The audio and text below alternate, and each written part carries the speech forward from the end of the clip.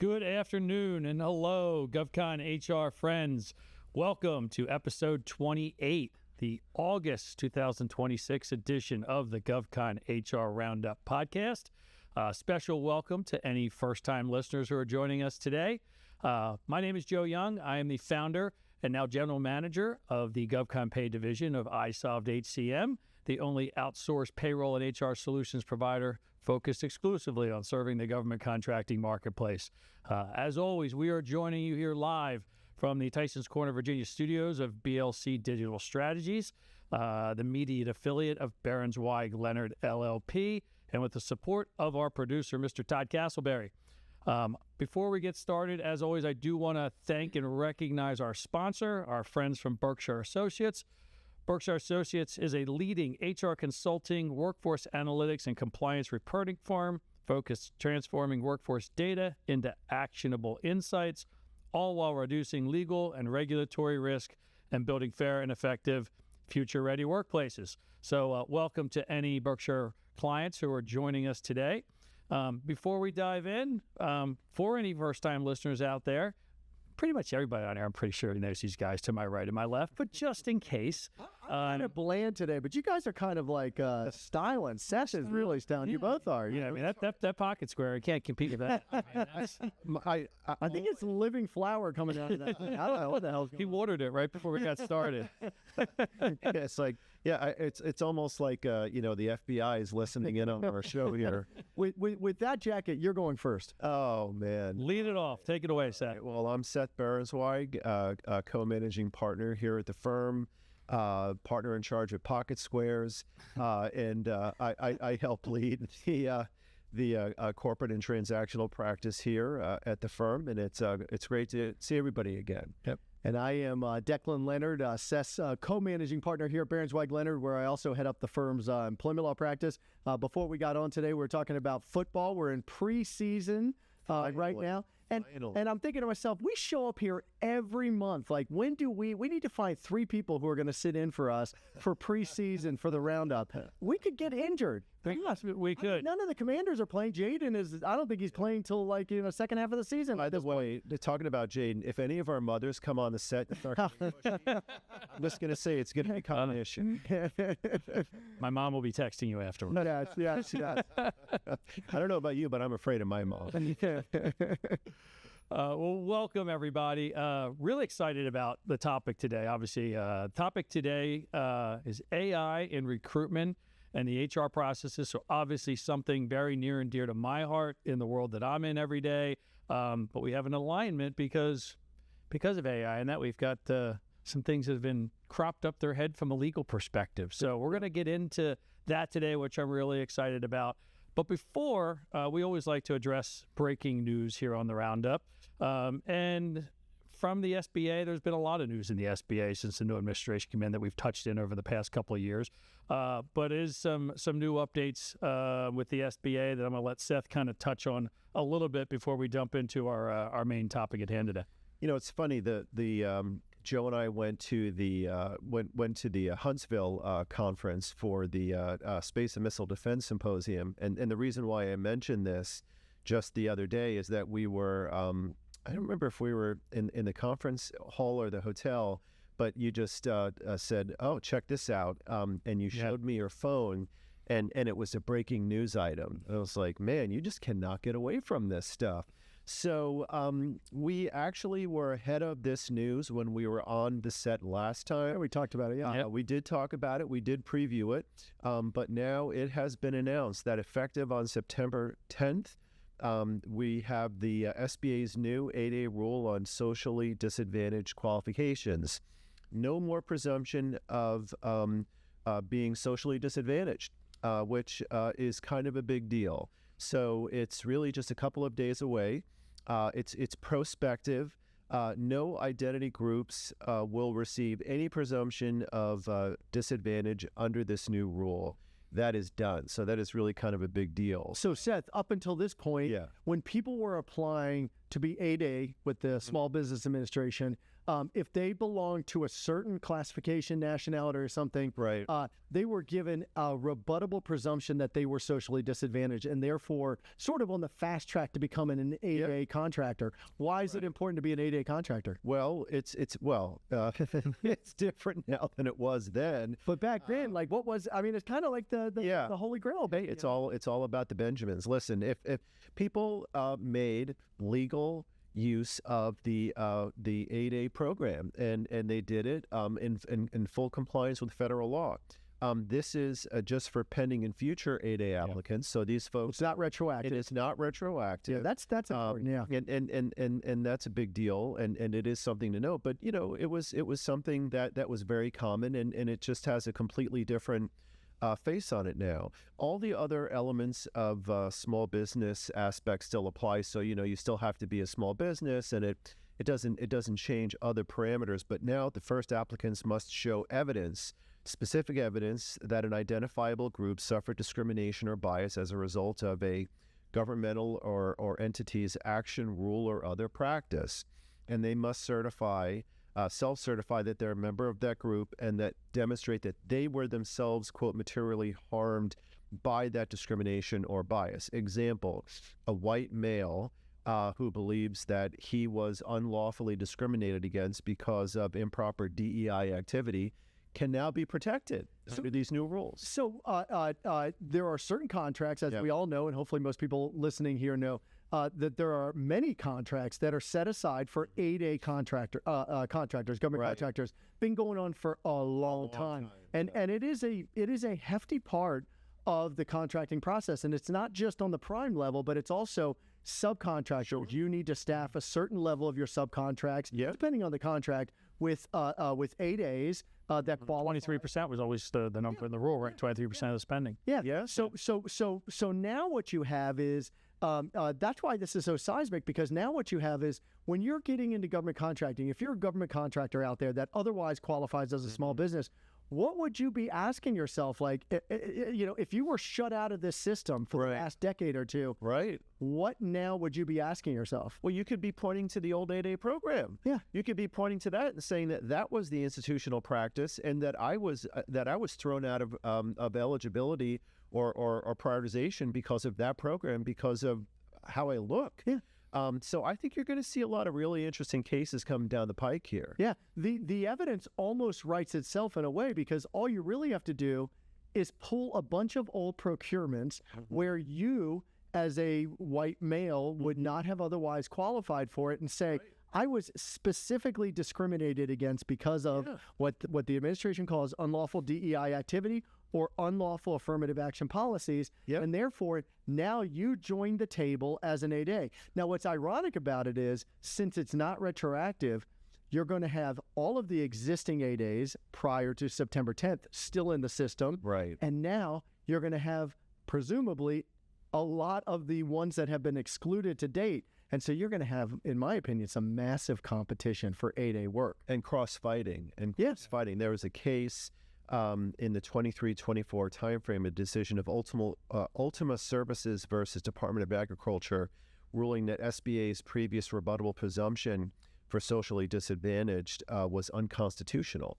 It's really going to set up a very interesting controversy. There's going to be a lot of activity. I think it'll probably also end up blending over somewhat. It'll be interesting to see how it flows over into the M&A space too. Because, they're going to be playing in a different ballpark so different rules. Yeah. I mean, up until now, those that were 8A became attractive targets sometimes, because you can be, even as a prime, even as a non-8A, you can be grandfathered in certain contracts. So it was attractive to acquire these contract vehicles, basically get in the door, and then try to broaden that once you're in there. Now there are going to be a whole lot more in terms of GovCons who are, potentially private equity or other prime contractors might want to acquire them. Yeah, it's going to change with valuation. The valuations are adjusting, while unfortunately the finance interest rate costs are not really materially going down. So I think this is going to spread across a few dimensions of the government contracts war. And I think it's important to mention there's other aspects of the 8A not being a service-disabled veteran-owned businesses, women-owned businesses, hub zone.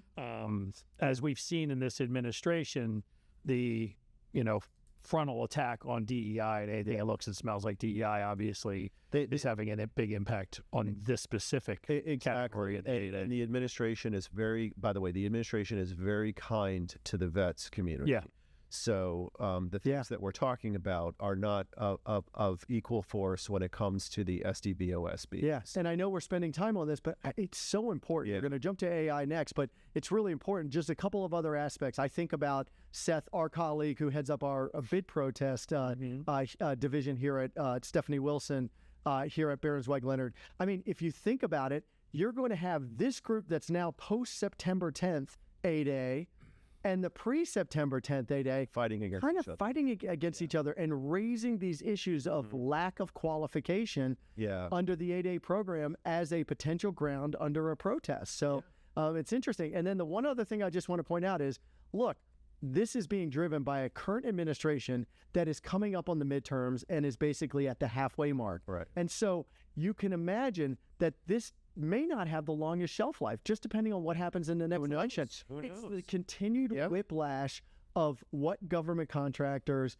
can do for long-term planning. Sometimes maybe you just gotta take the short view of it. Yeah. Do what you can now, and then pivot when there's a different development. That's a good point. Yeah, one thing just to close this topic on before we move on is I had lunch, and I don't want to use the gentleman's name without his permission, with a former executive in the SBA on Tuesday, and we were discussing this news and this topic. And it's interesting, I've participated the last 5 or 6 years at the National 8A conference. With all this attention to 8A, they actually changed the name of the organization in the past year to the National Small Business Government Contracting Conference, because they were afraid to be associated with 8A, thinking that if 8A is going away, it's like the name of our organization. But in my lunch with this gentleman on Tuesday, he, in his very expert opinion, he's like, 8A is not going away.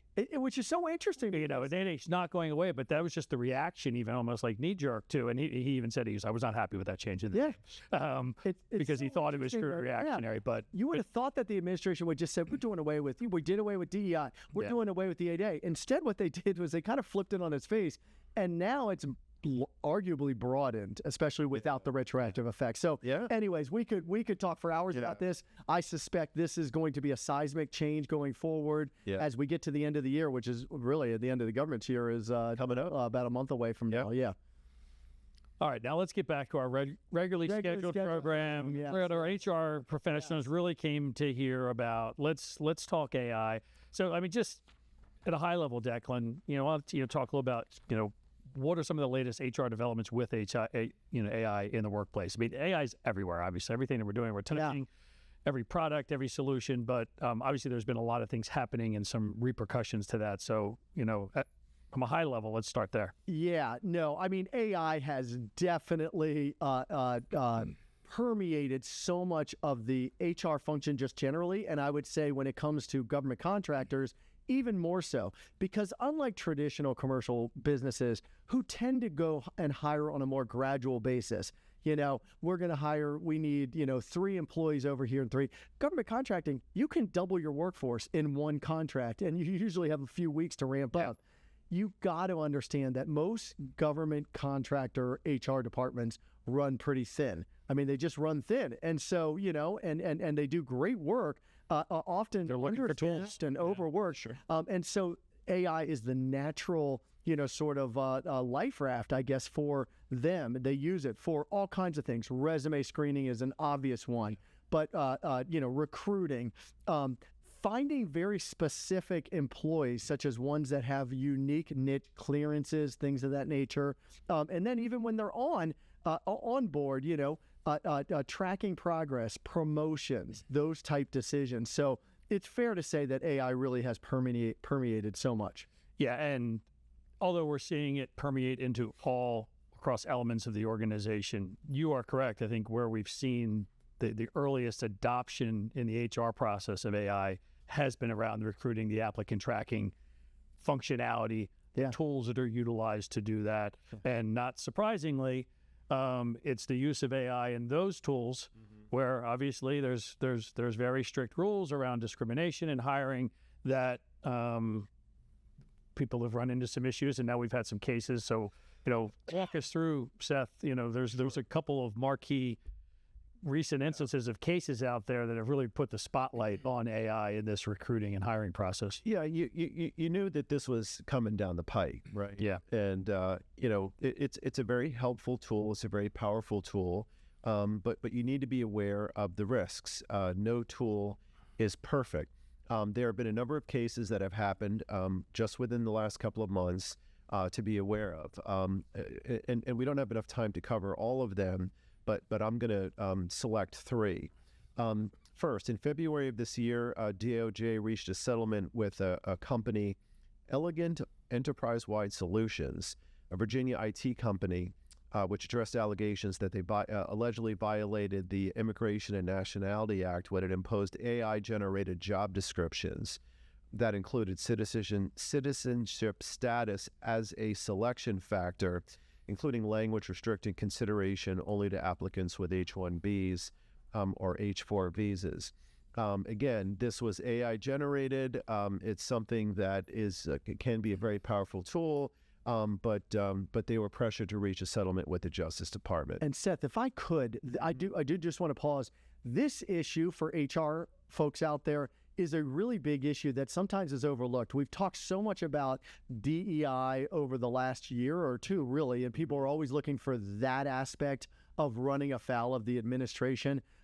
This issue of limiting applicants to H-1B visas and some of these other ones like H-4 visas, but I've mostly seen H-1B visas, is a hot topic. I can tell you from personal experience with our immigration practice here at Berenzweig Leonard, where we have had to respond, let's just say, to the government inquiry and to some of our clients when they have seen, and what the government is doing is the government is looking on LinkedIn and they're looking on some of these job posting boards and saying, if you have limitations with applicants with H-1B visas, you are absolutely running afoul of the law. And you'd be surprised how many companies do it, because a lot of companies are outsourcing their recruiting to people in India who are attracted to candidates because that is where a lot of the H-1Bs come in from India. So it's something really you should check. You should check your postings. It's a perfect aperture for the government to stuff its nose in, because that's an indication. As soon as they see, H-1B, H-4, as you exactly say, that means that they're looking to maybe offshore. And obviously this administration is not going to be very pleased about that. They're vigilant about it. Yeah, absolutely. Yep. Also, just a couple of years, it was just filed in 2023, Mobley versus Workday. This is a big one. Yeah, this is a big one. A first of its kind proposed class action lawsuit targeting algorithmic decision making behind a system's AI recruiting software, alleging various aspects of discrimination based on age, race, disability. It's a very important case. It's ongoing. So AI recruiting software, really very interesting. And what makes this case so interesting is the reach that is going on in this particular case, because Workday is not, unlike the first case we talked about, the Elegant Enterprise-Wide Solutions, that was the company that was looking to hire. Workday, as we all know, is just a tool, a mechanism by which companies use. And so they're not hiring any of these people. So they wouldn't be an employer? No, except for, they say, because they have so much control over the process using their AI, they basically, the allegation was that the Workday program was eliminating or was excluding certain people from even being considered by its users. So, I mean, again, this one is not, I wouldn't say crazy, but it's so noteworthy because it expands the definition of employer so broadly. Against a company that arguably is maybe even inarguably never going to be an employer. But it is influencing an employer. Potentially, or maybe even not. We're getting maybe some of the details from the software kind of in the next section here. But one of the key outcomes was, the vendor is an agent of the employer is basically what this is determined. And it says if your AI has a problem, now you have a problem. Yes. So that's, and we're going to get to that kind of the next section, some guidelines we've gotten around that. They'll dive into, but that's a real important takeaway about that. Again, you have to really be aware of the tools you're using and how they're supporting you. One more, just a few weeks ago, 26 current and former Meta employees sued in California, alleging the company's internal AI systems selected them for layoffs in violation of various federal employment discrimination laws and several California laws. That's new. So that'll be ongoing against Meta for a while. But again, so we're talking about AI for job descriptions, recruiting software, internal systems that allegedly led to retention and layoff decisions. So there are a lot of different platforms and a lot of different perspectives in which AI is coming in. Yeah, this is not just theoretical. This is happening. I mean, Meta, Workday, these are mainstay high-level companies out there. Yeah, definitely. Yeah, I mean, Workday considered, best of breed HR technology platform at an enterprise level. Yeah, these are not fly-by-nighters, exactly. These are companies that presumably had the resources to be able to plug the pistons into the engine in a precise way. But yeah, we'll definitely keep everybody posted in terms of how these cases go.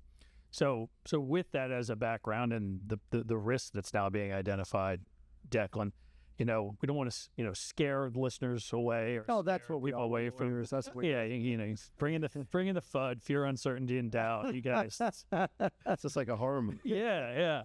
But what are some best practices that you would give to practitioners out there about how to look at AI, how to look to incorporate it into your processes, your systems, what you do, but how to do it smartly, intently, and with a really well thought out plan? Yeah. I mean, we started off this discussion talking about all of the benefits, how this can really help already thinly stretched HR folks working for government contractors as they try to ramp up. But of course, it wouldn't be a lawyer webinar if we didn't go to the legal risk and the, unfortunately, the downsides of it. And there are a lot of downsides. Seth just showed us that litigation is going on right now for some of those downsides. So, there are a lot of best practices when it comes to AI use in the GovCon HR world. I think it's still developing. I think it's still very much an open issue. Your firm and isolved deep in it, yes, knee deep in that. I mean, I would say from a high level, it's called human resources. Don't forget the human part of human resources. Use these things as tool. I heard a quote one time: AI informs, humans decide. Yeah. So that's, so you could talk about really in-depth stuff, but take that high level thing first. I know your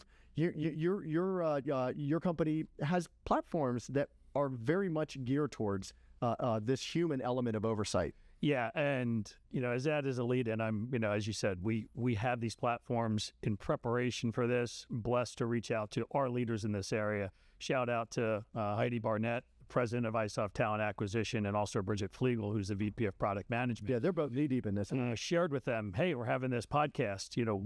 In light of Workday, what are some of the best practices? And a couple things I really want to take a few minutes to kind of let's do it. Share some specifics. And please pardon me if anybody takes this as a shameless plug. This isn't a shameless plug for our product, our solution. But I do think these are things, regardless if everybody, especially government contractors, we talked earlier, they're in the people business, they're in the hiring business. The vast majority of them are using some sort of recruiting and applicant tracking tool. And here's 4 bullet points that I got from Heidi, our president, as you're evaluating these products, ours or others, that really should be a part of that process to make sure you're not running afoul of some of these concerns. The first point she made is, like you said, remember, human. AI informs, humans decide. As she shared, our candidate matching scores, rank applicants, but it never auto rejects or auto advances anybody. Yeah. Again, that has to not be a software decision, not be a part of the algorithm. Yeah. That still has to be a part of the human process by the recruiter and the hiring manager. The other piece is these products are they're scoring. They're trying to raise people for you to review. But every score, the system has to be able to document why that score is. So there has to be a basis, and there has to be an audit trail. Yeah. Because, you hire somebody and 2 years later, they come back and said what drove this because they called their lawyers. Yeah. Yeah. Is you need to make sure that the system has the capabilities to provide that audit trail to you of what drove that decision, not that it just pushed us to the front, and that's where we went. And we never questioned. We never questioned it. And this is where I worry a little bit about the decentralized process that some companies employ. Sometimes they'll have their managers do recruiting. Sometimes they'll have third parties do recruiting. HR has to centralize the why. Like, HR has to know, okay, I know you have to rely on other people to do some of this work, but HR has to do the why. I mean, so yeah. Yep. And then obviously this all revolves around the issue of bias and trying to avoid bias. Yeah. And third-party auditing of bias is necessary, something that's incorporated into our product. Actually, Credo AI, they specifically mention, which is a compliance with New York Local Law 1444. Again, make sure you can point to these third-party audits that, are protecting yourself, your staff. In our instance, again, going back, isolved, we have a product. We are seen as an extension of your organization now. So if you're going to utilize these tools, you're going to make sure that the tools can help you defend the decisions that you guys are making down the road. It could be something as simple as you realize that your AI program that you're using is excluding certain, not because they're biased, but they're excluding certain zip codes, and therefore you're getting an underrepresented. Like it's fairly innocuous to say, oh, we're only going to draw. We're recruiting around Stanford University and Palo Alto, so we're only going to use these zip codes, and we're not going to go further. Well, you're going to get an underrepresentation. So you just got to be aware of those things. It sounds like what you're talking about, Joe, is having cautious objective factors to gradually do the best they can to eliminate subjective risks. Yeah. And when you do that, and if you have to defend yourself and you lay these things out as what we would call, affirmative defenses, the plaintiff's counsel's bar is going to be pretty dejected when they hear about these sorts of things, because these are really good points that you're raising here. I mean, this is very objective, verifiable criteria. Interesting. Yeah, and as we mentioned, bias being the thing you're trying to protect against, one of the most basic things is in the system is firewalling all the EEO information from the process from the get-go. Yeah. So that information can never be seen that was part of the process. Yeah. It was firewalled from the process for those calculations in the software from the get-go. Yeah. It's so easy. It's so easy to hire an AI vendor and just think, oh, thank goodness. If you're anything like Seth and myself, technological dinosaurs, you're like, oh, thank goodness.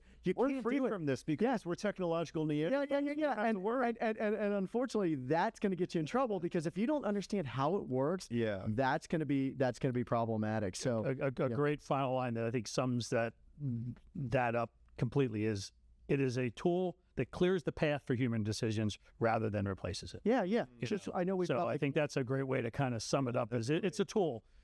You're not replacing two recruiters with this. Yeah. To do the recruiting job. Yeah. You're giving your recruiters tools to make their job more effective, more efficient, more seamless, more efficient, but also not giving up anything on compliance as a part of that process. And there's one last thing. I'll get on my soapbox for the last minute here. There's something I think that's overlooked a lot is when you think about, okay, when it's being used in the hiring process, okay, let's just say you don't hire somebody. They're not in your workforce, so you're not going to deal with the consequences.